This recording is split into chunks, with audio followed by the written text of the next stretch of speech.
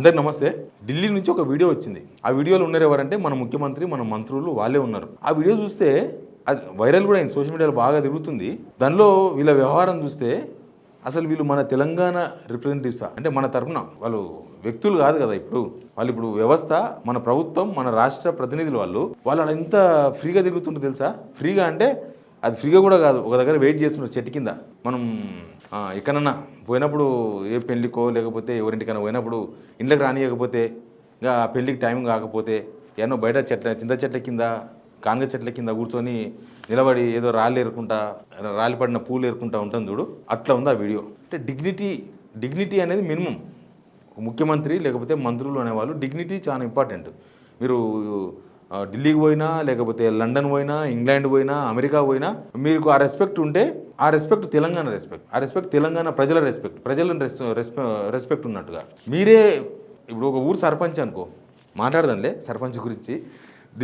ఈ వీడియో చూస్తున్న వాళ్ళందరికీ థ్యాంక్స్. సబ్స్క్రైబ్ చేసుకోవడం మాత్రం మర్చిపోవద్దు, ఎందుకంటే 70% సబ్స్క్రైబ్ చేసుకుంటారు చూసేవాళ్ళు. కాబట్టి కొంచెం సబ్స్క్రైబ్ కూడా చేసుకోండి, మనం మరింత బలంగా పోదాం. ఏంటంటే ఒక ఊరు సర్పంచి 7న పోయి హైదరాబాద్కి వచ్చిండు. ఒక ఊరు సర్పంచ్ హైదరాబాద్కి వచ్చి ఒక సీఎం ఇంటికాన్నో ఒక మినిస్టర్ ఇంటికాన్నో పడిగాపులు కాసిన అనుకో, లేకపోతే ఆ గేట్ల కాన్న కూర్చొని ఏం పని పడలేనట్టు గేట్ల కాడ తిరుగుతున్నా అనుకో, ఆ ఊరు జనం ఏమనుకుంటారు? మా సర్పంచ్కి ఏం పని పడలేదన్నా, పోయి ఆ గేట్ల కాడ తిరుగుతున్నాడు, ఇదేనా సర్పంచ్ అని చెప్పుకుంటే ఇదేనా ఆయనకు ఉన్న వ్యవహారం? ఒక సర్పంచ్ అట్లా వేయచ్చా? ముందే మాట్లాడుకొని ఉన్న పోవాలి, లేకపోతే ఏదో నడిపించుకోవాలి. కానీ ఊరి పరుగు పోతుంది. ఆ ఊరు సర్పంచ్ ఎవరంటే పలానా ఊరు అని అంటే ఇంకా ఆ ఊరు వాళ్ళంతా విచిత్రంగా మాట్లాడుకుంటారు ఆ వీడియో చూసిన వాళ్ళంతా. ప్రస్తుతం మనోళ్ళ వీడియో కూడా అదే. ఒకసారి ఆ వీడియో చూడండి, వీడియో చూసినాక మళ్ళీ మాట్లాడదాం. ఇది వీడియో. ఇక్కడ ఎవరెవరు కనిపిస్తున్నారు? స్పీకర్ కనిపిస్తున్నాడు, స్పీకర్ ప్రసాద్ కుమార్ గారు కనిపిస్తున్నారు, మేడం కనిపిస్తున్నారు, కొండా సురేఖ గారు, ఇంకా ఇక్కడ చాలామంది మనోళ్ళే కనిపిస్తున్నారు. ఇక్కడ రేవంత్ రెడ్డి గారు ఎవరితోనో మాట్లాడుతున్నారు, పొన్నం ప్రభాకర్ గారు ఉన్నారు. ఇక్కడ ఉన్నది మనోళ్ళే, అంత మనోళ్ళే, మన మినిస్టర్లు వాళ్ళే. ఏం చేస్తున్నారు చూడండి ఒకసారి. ఏం లేదు, పచారా కొడుతున్నాడు. ఇది ఎవరిదో ఇల్లు, గేటు, అది రాహుల్ గాంధీ ఇల్లు. ఉత్తమ్ కుమార్ కూడా కనిపిస్తున్నాడు ఇప్పుడు వీడియోలో. ఉత్తగా మీనాక్షి నరేజన్ గారు కూడా కనిపిస్తున్నారు, ఆమె కూడా బయటనే తిరుగుతుంది ఇక్కడ. బహుశా ఈమె కనిపిస్తున్నారు కాబట్టి ఇది రాహుల్ గాంధీ ఇంటి బయటనో లేకపోతే వాళ్ళ ఏసీ ఆఫీస్ బయటనో ఉండొచ్చు, బహుశా అదే ఉండొచ్చు. నేను నిన్ననే చెప్పిన ఢిల్లీ పోయి అసలు ఢిల్లీకి వెళ్ళి ఆల్రెడీ ముఖ్యమంత్రి వచ్చిండు, ఇంకా కొంతమంది మంత్రులు అట్టే తిరుగుతున్నారు, ఇంకా అట్లే ఉన్నది వ్యవస్థ ఆడ. అసలు వీళ్ళు తెలంగాణ ప్రజలకు బహుశా తెలంగాణ పోయేటప్పుడు మస్తు చెప్పిపోయినాం. పోయేటప్పుడు రాహుల్ గాంధీని తీసుకొని మోడీ దగ్గర పోయి బీసీ రిజర్వేషన్ తేల్చుకొని వస్తామన్నాం. ఇంకా మోడీ దగ్గర పోయిన తర్వాత తెలుసుకున్నట్టే కదా లెక్క, అదో ఇదో తేలుతుంది. అది కాలేదు.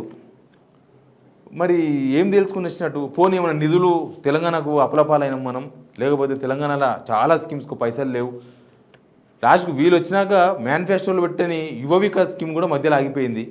ఇండ్లకు పైసలు లేవు.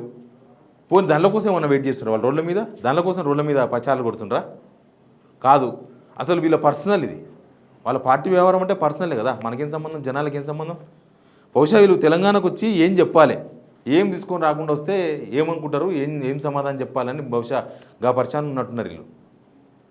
ఒక ముఖ్యమంత్రి, మంత్రులు, కనీసం మినిమం రెస్పెక్ట్ కదా. అది ఏ పార్టీ అయినా ఎక్కడైనా అది మినిమం ఆ రెస్పెక్టే కదా తెలంగాణ ఆత్మగౌరవం అని మనం కొట్లాడింది. అంతకుముందు కేసీఆర్ ఉన్న ప్రగతి భవన్ దగ్గర గేట్ దగ్గర పోయి కూర్చున్నాడు, గద్దర్ కూర్చున్నాడు అంటే అది ఎంత మనకు ఎంబారసింగ్ అనిపించింది. అరే ఏంది గద్దర్ అపాయింట్మెంట్ లేదా? అడిగిండో లేదో కానీ బయట కూర్చుండే ఏందని.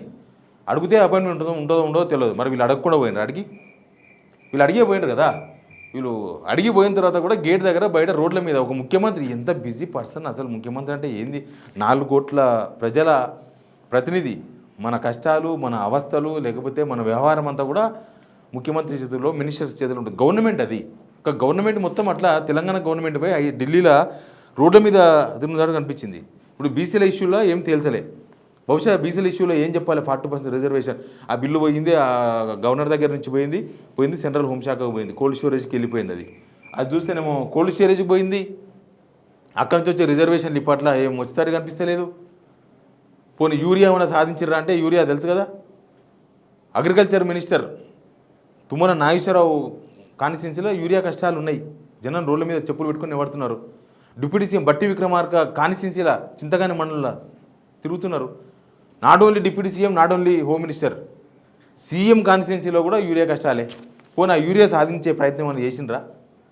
ఎవరన్నా మళ్ళీ నడ్డాను కలిసావో మరి ఏంది మా పరిస్థితి ఏంది ఒకసారి ఆ రోజు చెప్పిన వీళ్ళు కలిసింది యూరియా కోసం కాదు, ఏదో మతలబు ఉన్నదని.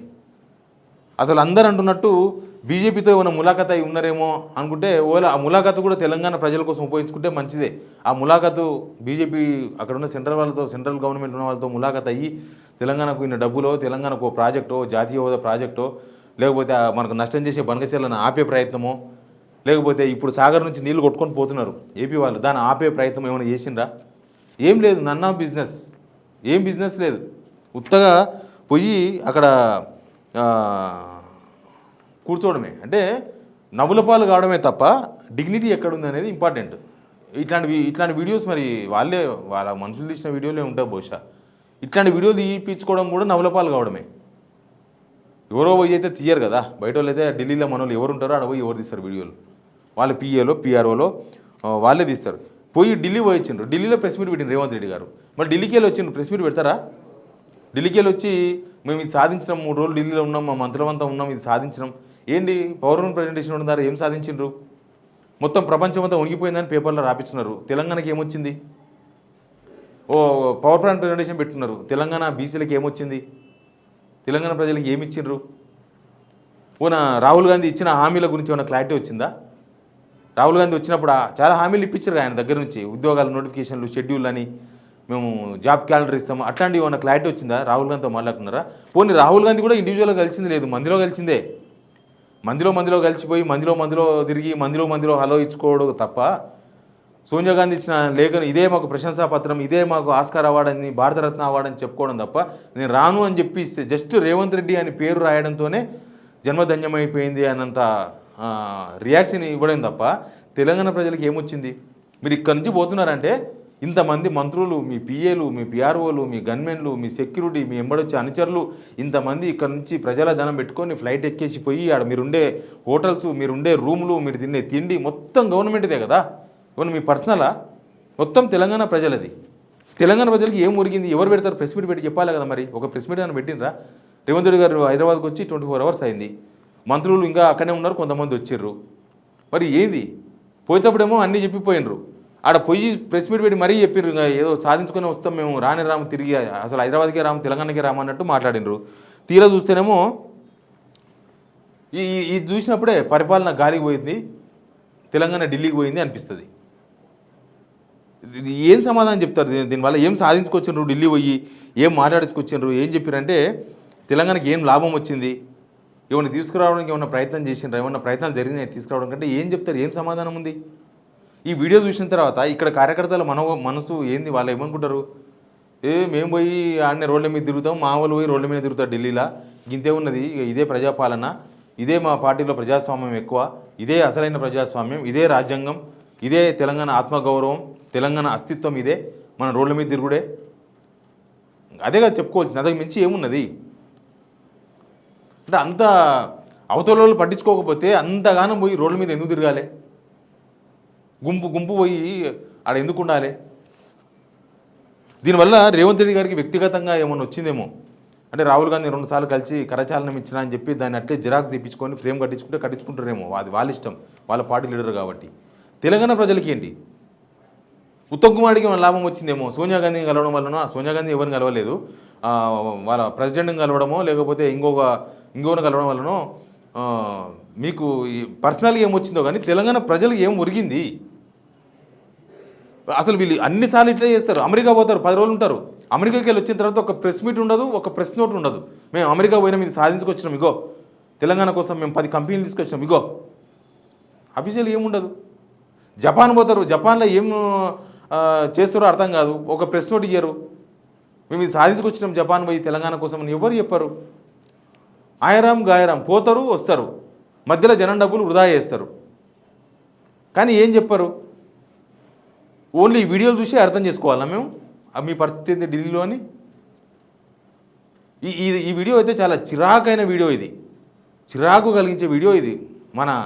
మన ముఖ్యమంత్రి, మన మంత్రులు పోయి రోడ్ల మీద తిరిగితే మనదే కదా తెలంగాణ ఆత్మగౌరవమే కదా పోయేది. ఇక్కడ ప్రజలే చులకన చూస్తారు, మీరే చులకన అవుతారు.